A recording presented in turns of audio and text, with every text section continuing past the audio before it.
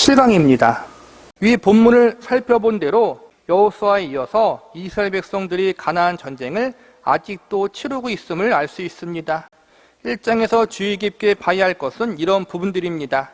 사사기 1장 19절, 여호와께서 유다와 함께 하신 고로 그가 산지 거민을 쫓아내었으나 골짜기의 거민들은 철병거가 있으므로 그들을 쫓아내지 못하였으며, 사사기 1장 21절에도 베냐민 자손은 예루살렘에 거한 여부스 사람을 쫓아내지 못하였으므로 여부스 사람이 베냐민 자손과 함께 오늘까지 예루살렘에 거하더라.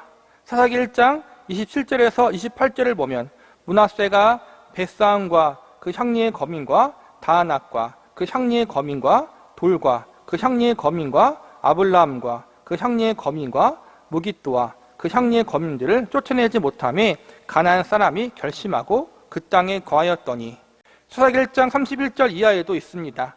아셀이 악고 거민과 시돈 거민과 알랍과 압식과 헬바와 아빅과 루옵 거민을 쫓아내지 못하고 그 땅 거민 가나안 사람 가운데 거하였으니 이는 쫓아내지 못함이더라. 사사기 1장은 여호수아가 죽은 후에 이스라엘 백성들이 가나안 영토를 이미 분배해서 나누어 가졌음에도 불구하고 그 땅의 거민들을 쫓아내지 못한 이유들을 설명하고 있습니다. 철병거가 있어서 쫓아내지 못하고 산지에 거하고 있어서 쫓아내지 못하고 하는 기록들을 남기고 있습니다. 우리가 성서를 읽을 때마다 하나님 앞에 은혜를 구해야 할 것은 기록된 말씀이 어떤 의도를 가지고 기록되었는가를 아는데, 인간의 지혜로는 늘 모자란다는 생각을 할 수밖에 없다는 것입니다. 우리 가운데 교회에서 자란 분들, 오래도록 신앙생활을 한 사람이 있다면 사사기 사건들을 누구보다 잘 기억할 것입니다. 사사기에는 유명한 사람들이 나와 그들의 어떠한 삶을 살았는가 하는 것이 기록되어 있습니다. 대표적으로 나오는 세 사람의 이름이 드보라, 기드온, 삼손입니다. 그러나 사사기는 드보라 사건이나 기드온 사건이나 삼손 사건이 주를 이루는 것이 아니라 읽어보면 의외로 이상한 기록들이 있습니다. 아비멜렉은 치사한 사람인데 어떻게 기드온 사람들을 다 죽이고 세겜 사람들과 손잡고 쿠데타를 일으키고 또 자기들끼리 싸워서 다 죽었는가 하는 것과 맨 마지막에 나오는 12토막 살인 사건 등 이러한 것들이 사사기에 기록되어 있습니다. 사사기는 무엇을 말하고 싶었는지에 대해서 우리가 그렇게 쉽게 깨달아 알 수 있는 책이 아닙니다. 우리가 사사기를 읽을 때 1장에서 기록된 것이 무엇을 의미하고 있는지 단순히 읽어가지고는 깨달을 수 없습니다. 특별히 사사기는 우리가 생각하는 것만큼 그렇게 쉽진 않다는 거예요. 그 말씀 속에 들어있는 의도가 파악하기 어려운 부분들이 분명히 있다는 거예요. 제가 이렇게 말씀드리는 것은 사사기 2장으로 넘어가 보면 상당히 재미있기도 하고 한편으로 얼떨떨하기도 한 기록이 나오기 때문입니다. 사사기 2장 1절부터 봅니다. 여호와의 사자가 길갈에서부터 보김에 이르러 가로되 내가 너희로 애굽에서 나오게 하고 인도하여 너희 열주의 맹세한 땅으로 이끌어 왔으며 또 내가 이르기를 내가 너희에게 세운 언약을 영원히 어기지 아니하리니 너희는 이 땅 거민과 언약을 세우지 말며 그들의 단을 헐라하였거늘 너희가 내 목소리를 청종치 아니하였도다. 그리함은 어찌미뇨. 그러므로 내가 말하기를 내가 그들을 너희 앞에서 쫓아내지 아니하리니 그들이 너희 옆구리에 가시가 될 것이며 그들의 신들이 너희에게 올무가 되리라 하였노라. 여호와의 사자가 이스라엘 모든 자손에게 이 말씀을 이르매 백성이 소리 높여 운지라. 그러므로 그곳 이름을 보김이라 하니라. 무리가 거기서 여호와께 제사를 드렸더라.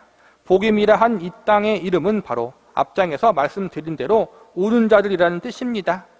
이스라엘 모든 백성이 모여서 얼마나 서럽게 울었는지 그 장소를 우는 자들이라고 지명을 붙일 정도로 울었다고 합니다. 이 사건을 마음속에 그려보십시오. 도대체 무슨 이야기입니까? 여호와의 사자가 이스라엘 백성들에게 나타나 이렇게 말씀했습니다. 너희가 내 말을 듣지 않고 이 백성들을 쫓아내지 않고 그들의 신을 섬겼기 때문에 내가 다시는 그들을 쫓아내지 않고 그들로 하여금 너희가 고통을 당하게 하겠다. 그래서 이스라엘 백성들은 울고 거기서 하나님 앞에 제사를 드렸다고 합니다. 앞뒤를 이해하는 방향으로 일관성 있게 꿰어보십시오.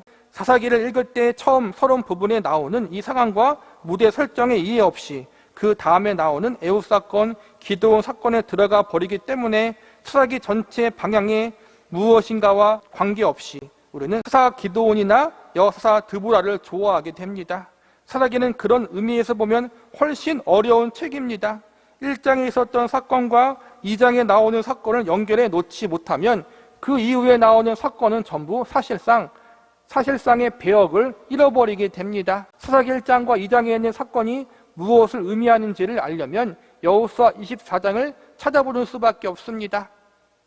사사기 1장에서 여호수아가 죽은 후에 이스라엘 백성들이 가나안 땅의 남은 지역을 정복하는 내용이 나오는데, 거기에 항상 뒤에 뭐가 나오면 하나님이 함께 하셔서 정복했는데 어디는 못했더라, 그런 식으로 나온 거란 말이에요. 2장에 보면은 그래서 하나님의 사자가 그걸 책망하는 거예요. 하나님이 너희와 함께하고 있는데 왜 나머지 그 작은 성읍과 작은 남아있는 가나안 원주민들을 정복하지 못하느냐, 그렇게 책망하신다는 거예요. 그리고 결국 그 이유는 뭐예요? 뒤에서 배우겠지만 너희가 그들을 쫓아내기 싫었다는 거예요. 왜요? 그들에게 얻을 이익이 있다는 거야. 나중에 보면은 이스라엘 사람들이 강해졌을 때는 그들을 하인처럼 부려요. 그들에게 가나안 땅에서 어떻게 농사를 지을지도 배워야 되거든요. 배워야 되고, 또 그들은 철을 만들 줄 아니까는 농기구도 잘 만들 거 아니에요. 그러니까 그런 거에 대한 유익이 있다는 거예요. 그들이 섬기는 신을 또한 좋아하게 됐어요. 그러니까 이러한 상황들이 있었다는 거예요. 너희가 힘이 없어서가 아니라는 거예요. 하나님이 함께 하셔서 지금까지 이렇게 왔는데 그 작은 원주민들의 마을과 도시와 성을 점령하지 못했다는 건 말이 안 된다. 곧 너희 마음 가운데 하나님 말씀에 온전히 순종하고 하자는 마음이 없었다는 거예요. 여호수아 24장 14절 이하에 이렇게 되어 있습니다. 그러므로 이제는 여호와를 경외하며 성실과 진정으로 그들을 섬길 것이라. 너희 열조가 강 저편과 애굽에서 섬기던 신들을 제하여 버리고 여호와만 섬기라. 만일 여호와를 섬기는 것이 너희에게 좋지 않게 보이거든 너희 열조가 강 저편에서 섬기던 신이든 혹은 너희의 거하는 땅 아모리 사람의 신이든 너희 섬길 자를 오늘 택하라. 오직 나와 내 집은 여호와를 섬기겠노라. 여러분, 이런 구절을 읽으면 참 기분이 좋지요? 그저 제가 이런 말을 드리는 것을 노엽게 생각하지 말고 사실인가 아닌가를 스스로 점검하면 됩니다.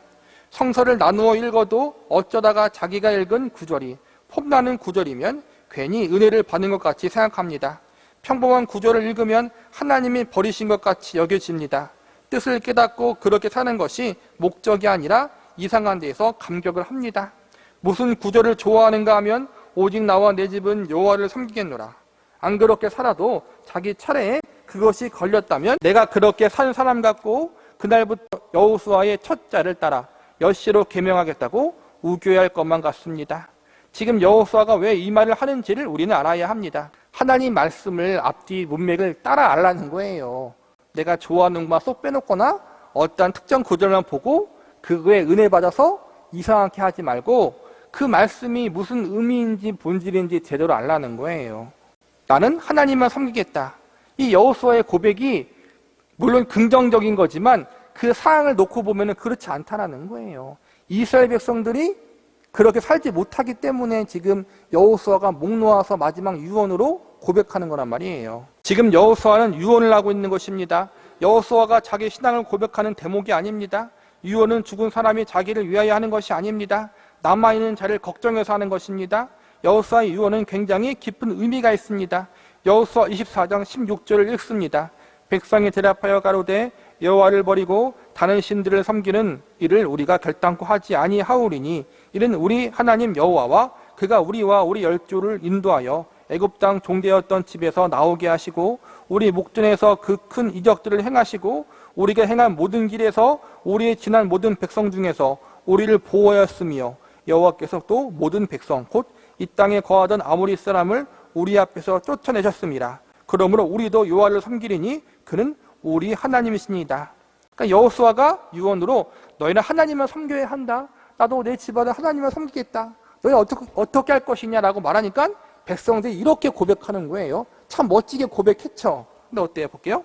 그런데 우리는 속습니다. 여호수아 24장 19절. 여호수아가 백성에게 이르되 너희가 여호와를 능히 섬기지 못할 것은 그는 거룩하신 하나님이요 질투하는 하나님이시니 너희 허물과 죄를 사하지 아니할 것임이라. 바로 이 부분이 여호수아 24장에서 가장 중요한 힌트를 주는 대목입니다. 이 구절을 중심으로 해서 앞의 내용들을 살펴보면 여호수아가 죽을 때가 되었는데 마음 놓고 눈을 감을 수가 없는 심정이 역력히 보이고 있는 것입니다. 여호수아 쪽에서 보면 자기가 살아있는 동안은 고삐를 꿰듯 하나님 앞에 데리고 왔는데 이제 자기가 죽으면 하나님 앞에서 도망갈 것이 너무나 뻔하다는 것입니다. 그래서 다짐을 하려는 것입니다. 얘들아 모여라. 나는 이제 죽는다. 확실히 해둘 것이 있다. 이 세상에 섬길 신도 여럿이 있다. 그러나 나는 하나님만 섬긴다. 너희도 그만을 섬기는 것이 옳다. 그러나 내가 너희를 강요하지 않겠다. 오늘 너희가 자발적으로 결심해라. 나와 내 집은 여호와를 섬기겠다. 백성들이 입을 모아 말합니다. 우리도 그래요? 여부가 있겠습니까? 백성들이 이 말을 여호수아가 이렇게 맞받습니다. 아니야. 너희는 못한다. 너희가 하나님을 제대로 섬긴다면 내가 이 5 손가락에 장을 지지겠다. 너희가 여호와를 능히 섬기지 못한다. 그는 거룩하신 하나님이고 질투하는 하나님이시니 너희 허무가 죄를 사하지 아니할 것이기 때문이다. 이 말을 뒤집어서 풀이한다면 너희가 그토록 죄를 짓고 하나님이 원치 않은 일들을 밥 먹듯이 하면서 하나님이 아닌 다른 신을 섬기면서 말로만 여호와를 섬기겠다는 것으로 되지 않는다. 하나님이 아닌 다른 우상을 섬기겠다고 하면 모를까? 하나님은 하나님을 섬기는 자가 하나님 외에 다른 우상을 또 겸하여 섬기면 가만히 놔두지 않으시는 분이시기 때문에 너희는 하나님을 섬기지 못한다. 말로만 해서는 안 된다. 지금 하는 결정이 얼마나 심각한지 아느냐? 내가 보기에는 너희는 어림없다. 그러니 못한다. 아니요, 우리는 합니다. 못한다니까? 바로 이것이 여호수아의 태도입니다. 여호수아 24장 20절 이하를 보면 이렇게 되어 있습니다. 만일 너희가 여호와를 버리고 이방 신들을 섬기면 너희에게 복을 내리신 후에라도 돌이켜 너희에게 화를 내리시고 너희를 멸하시리라. 백성이 여호수아에게 말하되 아니니이다. 우리가 정정 여호와를 섬기겠나이다. 여호수아가 백성에게 이르되 너희가 여호와를 택하고 그를 섬기라 하였으나 스스로 증인이 되었느니라. 그들이 가로되 우리가 증인이 되었나이다. 여호수아가 가로되 그러면 이제 너희 중에 있는 이방신을 제하여 버리고 너희 마음을 이스라엘 하나님 여호와께 향하라. 백성이 여호수아에게 말하되 우리 하나님 여호와를 우리가 섬기고 그 목소리를 우리가 청종하리라 한시라. 그날에 여호수아가 세겜에서 백성으로 더불어 언약을 세우고 그들을 위하여 율례와 법도를 베풀었더라. 여호수아가 이 모든 말씀을 하나님의 율법책에 기록하여 큰 들을 취하여 거기 여호와의 성소 곁에 있는 상수리 나무 아래 세우고 모든 백성에게 이르되 보라 이 돌이 우리에게 증거가 되리니 이는 여호와께서 우리에게 하신 모든 말씀을 이 돌이 들었음이라. 그런즉 너희도 너희 하나님을 배반치 않도록 이 돌이 증거가 되리라. 여호수아가 굳이 몇 번에 걸쳐서 이스라엘 백성들을 못 박아 놓는지 보십시오. 그들이 약속한 후에도 너희가 약속을 했으니 이방신을 제하라고 요구합니다. 그들이 여기에 와 있을 때에도 이방신을 섬기며 와 있는 것입니다. 이렇게 여호수아는 끝이 납니다. 이스라엘 백성들의 전 역사를 보면은 그래도 여호수아가 살았을 때 당시에 있는 백성들, 출애굽 2세대들이 살았을 당시가 가장 믿음이 좋았던 것 같아요. 쭉 보면은 그런데도 그들이 하나님 앞에 온전치 못했다라는 거예요. 그들 가운데 이방신을 섬겼다라는 거예요. 그러니까 여기서 중요한 게 뭐냐? 우리의 한계를 알라는 거예요. 우리가 이러한 모습을 갖고 있다라는 거예요. 교만하면 안 된다라는 거예요. 나는 그렇지 않아. 나는 절대 죄를 짓지 않을 거야. 나는 하나님만 섬길 거야.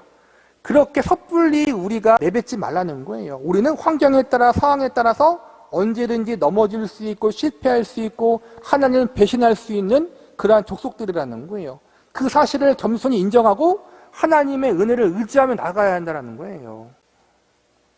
근데 이스라엘 백성들은 여호수아가 얼마나 걱정이 됐으면 그렇게 얘기했겠어요? 근데 그들은 인정하지 않고 나는 잘 할 수 있습니다. 그렇게 했다는 거예요. 그 결과가 뭐예요? 나중에 타락하잖아요. 우리가 사사기 1장을 아까 읽어본 대로 여호수아가 죽은 후에 어떤 일들이 있었는가를 설명했다고 했습니다. 2장에 와서 보면 이 기록이 무엇을 의미하는가 하면 여호와의 사자가 나타나서 이렇게 말씀하십니다. 내가 너희에게 이런 약속을 하고 이러한 복을 주기로 했었다. 그러나 너희가 내 말을 듣지 않고 이방 신들을 섬겼기 때문에 내가 너희에게 약속한 것을 행하고 싶은 마음이 없어졌다. 가나안 족속을 다시 쫓아내지 않고 놔두어서 너희에게 올무가 되고 가시가 되게 하리라. 이 말씀이 의미하는 것은 사사기 1장의 기록에 의하면 가나안 땅에 들어온 이스라엘 백성들은 원주민을 쫓아내지 못한 이유를 이렇게 말했습니다. 철병거가 있기 때문에 쫓아내지 못했습니다. 그들은 산지에 토치칼을 파고 있어 접근할 수가 없었습니다. 그래서 놔두었습니다. 어떻게 쫓아냅니까? 그러나 이 말에 속지 않아야 합니다. 출애굽 사건을 의미하면서 가나안이 갖는 상징적 의미를 이렇게 설명했습니다. 예수를 믿자마자 우리가 들어가 있는 그리스도 안에서의 생활, 그래서 거기는 젖과 꿀이 흐르는 곳입니다. 그러나 동시에 원래 우리의 몸이 있기 때문에 새로운 사람으로 태어나서 원래 그곳에 텃세를 부리고 살던 육의 정욕을 몰아내는 싸움이 일어날 수밖에 없는 곳. 이 두 가지의 상징이 있습니다. 구원과 성화를 이야기하는 거예요.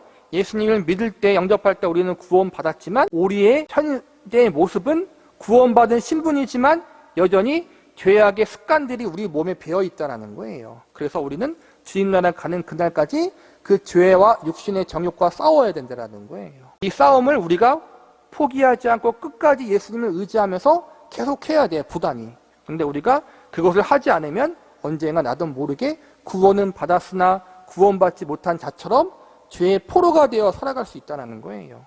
지금 이스라엘 백성들이 가나안 땅에 들어와서 그렇게 하고 있다는 거예요. 죄와 싸울 생각을 안 하는 거예요. 그냥 나는 하나님의 백성이다. 거기에는 만족하고 있었다는 거예요. 가나안에 들어와서 젖과 꿀이 흐르는데도 불구하고 분명히 그렇습니다. 그러나 그곳은 처음부터 끝까지 전쟁밖에 해서는 안 되는 곳입니다. 늘 전쟁을 해야 합니다. 그들과 타협하지 말고 언제나 다 몰아내라고 하나님은 요구하셨고 그것이 가능하다고 약속하셨고 또한 그것을 여리고성을 무너뜨리는 것으로 보여주셨습니다. 여리고성을 손 한 번 대지 않고 무너뜨렸습니다. 그러나 가나안 입국부터 시작해서 이스라엘 백성들이 가졌던 가장 큰 병은 못합니다였습니다. 그들에게는 못한다는 병이 있었습니다. 그곳의 백성을 보니 그들 앞에 우리가 메뚜기 같았나이다. 그래서 못 돌아가겠습니다. 이게 출애굽 1세대들이 했던 그러한 불신이었죠. 이것이 첫 번째 병이었다면 이제 가나안에 들어온 이스라엘 백성들이 가졌던 두 번째 병은 이것입니다. 쫓아낼 마음이 없었습니다. 그들의 부모, 출애굽 1세대들은 가나안 땅의 원주민들이 너무 강해서 우리가 거기에 들어갈 수 없습니다 하다가 하나님께 징계받아서 40년 광야 생활 하다가 죽었고 그들의 자녀인 출애굽 2세대들은 가나안 땅에 들어가서 정복을 했는데 그 안에 들어있는 원주민들과 타협했다는 거예요. 쫓아낼 마음이 없었습니다. 바로 이 점을 성서가 지적하고 싶은 부분입니다. 철병거가 있어서 쫓아내지 못한 것이 아니라 쫓아내고 싶지 않았다는 것입니다. 그 말씀은 다른 말로 해서 이방인들의 생활 풍속과 그들이 섬기는 이방신들과 그들의 죄악된 삶의 태도가 더 좋더라는 뜻입니다. 스스로 쫓아내지 않은 것입니다. 그런데도 사사기 1장의 기록은 분명히 쫓아내려고 했는데 쫓아낼 수 없었던 듯이 보입니다. 뜻이 있는 곳에 길이 있다는 말이 있습니다. 안 쫓아내려고 뜻을 세우자 안 쫓아낼 일들이 얼마나 많은지 모릅니다. 사사기 2장 1절 여호와의 사자가 길갈에서부터 보김에 이르러 가로되 내가 너희로 애굽에서 나오게 하고 인도하여 너희 열조에게 맹세한 땅으로 이끌어 왔으며 또 내가 이르기를 내가 너희에게 세운 언약을 영원히 어기지 아니하리니 너희는 이 땅 거민과 언약을 세우지 말고 그들의 단을 헐라하였거늘 너희가 내 목소리를 청종치 아니하였도다. 가나안에 들어와 사는 이스라엘 백성들이 한 것은 하나님을 쫓는 것보다 이방신을 쫓는 것을 더 좋아했다입니다. 요한복음 1장과 어쩌면 그렇게 일맥상통하는지 모릅니다. 빛이 세상에 왔을 때 세상 사람들이 빛보다 어두움을 좋아합니다. 빛보다 어두움을 사랑하여 빛을 배척합니다. 인간에 대해서 절대 과대평가하지 마십시오. 인간이란 하나님을 싫어하도록 생겨먹은 존재입니다. 하나님을 싫어하는 것은 너무나 당연한 본능이요 나도어도 튀어나오는 천재적인 성격입니다. 그런 우리에게 그러면 안 된다는 생각이 들어있는 것이 기적입니다. 우리가 구원 얻었다는 것을 어떻게 확인합니까? 그 가시가 있나 보라고 했습니다. 하나님을 싫어하고 세상을 좋아하는 것이 뒤통수에 걸려있는 가시. 그러나 아무나 있는 것이 아닙니다. 중생한 자만이 있는 감각입니다. 대단한 일을 해서 중생했다는 것을 확인하지 않습니다. 그런데 우리는 그렇게 확인하려고 합니다. 나는 뭔가 다른 사람이다라는 것으로 확인하려고 듭니다. 그들이 하나님을 쫓지 않습니다. 하나님의 사자를 보내어 그들을 다시 쫓아내지 않고 그들로 하여금 너희에게 올무가 되고 가시가 되게 하겠다고 하셨습니다. 이스라엘 백성들이 그때 울었습니다. 이것을 행여 이스라엘 백성들이 괜히 때를 쓴 것이라고 생각하면 안 됩니다. 이스라엘 백성들은 정말 서러워서 온 것입니다. 왜 서러웠습니까? 이것이야말로 사사기에서 꼭 기억해야 합니다. 우리는 한오라 했습니다. 하나님 왜 이게 웬 청천날벼락입니까? 하나님 우리가 뭘 잘못했다고 그토록 화를 내십니까? 이것이 이스라엘 민족의 태도인 것을 알아야 합니다. 그러나 속으로 이렇게 판단하지 마십시오. 자식들 뻔뻔스럽기도 하네. 아닙니다. 이스라엘 백성들이 죄라고 깨닫지 못하는 것에 대해서 우선 음미해야 되는 대목이 이 부분입니다. 이스라엘 백성들의 태도, 우리가 할 만큼 했는데 하나님이 복을 허락하시기는커녕 왜 화를 내시는지 모르겠다고 합니다. 오리발을 내미는 것이 아닙니다. 너무 슬피 얼마나 많이 울었던지 그 땅 이름을 잊지 않도록 복임, 즉 우는 자들이라고 했습니다. 그리고 그 땅에서 제사를 지내기도 했습니다. 그러나 회개의 제사를 드렸다고 생각하지 마십시오. 이 부분이야말로 참 재미있는 대목입니다. 이스라엘 백성들이 울었다는 것이 회개에 대한 참된 회개의 눈물이 아니었다. 어찌 보면 억울한 눈물이었다라고 지금 박연서 목사님이 이야기하는 거예요. 자기들 나름대로는 열심히 했는데 하나님께서 혼을 내시니까 억울하다라는 거예요. 이게 중요한 게 우리의 모습일 수 있다라는 거예요. 나의 열심, 나의 의로움. 하나님은 그게 아니라고 하는데 하나님이 아니라고 하면 아닌 건데 우리는 끝까지 우기는 거란 말이에요. 하나님 아닙니다. 전했습니다. 열심히 했습니다. 나름대로 열심히 노력했습니다. 근데 하나님이 아니다 하는데 우리는 끝까지 우긴다는 거예요. 이스라엘 백성들처럼. 우리가 분명 확인하고 넘어가야 되는 것은 나를 만족시켜주는 것이 최선은 아닙니다. 내가 고쳐야 할 것은 고치고 내가 진전해야 할 것은 진전하도록 성서 요구하고 있다는 사실을 알아야 합니다. 사람들 앞에서 자존심 상해서 제가 고치겠습니다 할 필요는 없습니다만 하나님 앞에서는 자존심을 세우지 마시기 바랍니다. 여기서만 그럴듯한 표정으로 돌아갔다고 합시다. 집에 가서 혼자 있을 때까지 그러지 말자는 것입니다. 그것이 우리가 성서를 배우면서 변화되어야 하는 부분입니다. 하나님이 잘못했다, 또 하나님이 우리에게 무엇을 말씀하셨다, 말씀을 통해서 어떠한 교훈을 주실 때, 메시지를 주실 때 그걸 그대로 받아들이라는 거예요. 쉽게 이야기해서 이스라엘 백성들의 모습이 우리의 모습이라는 거예요. 쉽게 이야기하면. 근데 우리는 아니다. 그래도 나는 그들보다 낫다. 그렇게 다 여기고 있지 않아요, 여러분? 저만 그래요? 그게 우리의 모습이라는 거예요. 그러지 말자라는 거예요. 말씀을 통해 나를 바르게 점검하고 하나님 앞에 겸손히 낮아지는 마음으로 가서 하나님의 도우심과 은혜를 구하라는 거예요. 제가 이스라엘 백성들이었습니다. 제가 하나님 앞에 범죄했습니다. 제가 교만했습니다. 할 수 없습니다. 날마다 그 고백 가운데 나가지 않으면, 날마다 하나님을 의지하며 나가지 않으면 우리는 이렇게 쓰러지고 실패할 수밖에 없다는 것을 보여주는 거예요. 왜요? 우리는 그렇게 생겨먹은 놈이기 때문에. 가만히 있으면 천재적으로 하나님이 싫어하는 것을 찾아간다는 거예요. 하나님이 기뻐하는 것에 우리가 천재적으로 찾는 것이 아니라 하나님이 미워하고 싫어하는 죄악된 것에 대해서 천재적으로 그걸 찾아가요. 이게 무서운 거예요, 여러분. 근데 그게 우리의 모습이었다는 거예요. 이스라엘 백성들의 모습만이 아니라 우리의 모습이었다. 저는 정말 하나님의 은혜를 의지하지 않고 살아간다면 살아갈 수가 없는 우리라는 사실. 우리는 구원 받았지만 아직까지 죄에서 자유롭지 못하다는 거예요. 아직 성화되지 못했다는 거예요. 그 부분을 늘 기억하면서 하나님을 의지하면서 믿음의 선한 싸움을 계속해서 싸워 나가야 한다. 이 사실을 우리가 잊지 말기를 바라겠습니다.